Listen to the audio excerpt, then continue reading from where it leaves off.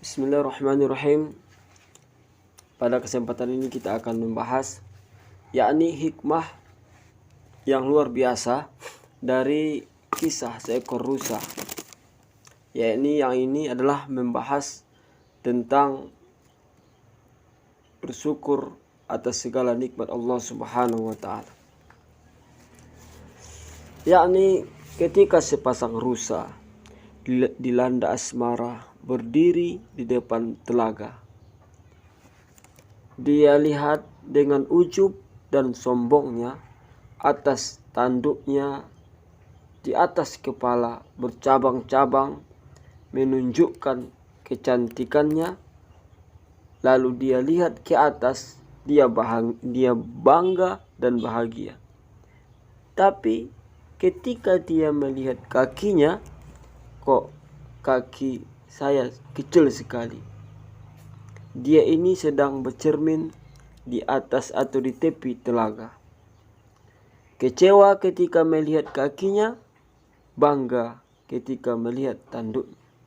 Senyap-senyap ada seekor serigala.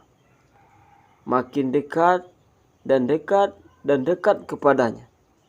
Tiba-tiba rusa tadi tersentak, tahu bahwa serigala ada di belakangnya, karena mungkin terinjak serigala tersebut pada ranting atau daun dan sebagainya. Maka dia tersentak, tahu bahwasanya serigala ada di belakang. Kontan rusa itu lari lintang pukang, tunggang langgang untuk menyelamatkan dirinya dari terkaman serigala tersebut. Saat berlari, mulailah timbul rasa syukurnya. Untung kaki saya kecil, tak sebesar kaki gajah. Untung kecil sehingga lincah. Apa yang diberikan Allah nampaknya membuat kita susah, padahal itulah yang membuat kita bahagia. Padahal sebelum terjadi rusa tersebut, dia pengen kakinya itu besar seperti kaki gajah. Tanduknya mantap besar, kakinya pun kuat seperti kaki gajah. Tapi akhirnya dia bersyukur, kalau tak kecil seperti ini, habislah aku dimakan serigala tersebut. Larilah ia, memang setengah perjalanan dia selamat. Lalu sambil dia lari-lari kencang, tiba-tiba qadarullah, tersangkutlah tanduknya itu pada dahan-dahan pohon dan akar-akar. Aduh, katanya, celakalah aku. Memanglah gara-gara tanduk ini pula kena makanlah aku dengan serigala ini. Apa yang dia banggakan ternyata memberikan mudarat, dan apa yang dia kesalkan ternyata memberikan manfaat yang sesungguhnya. Melalui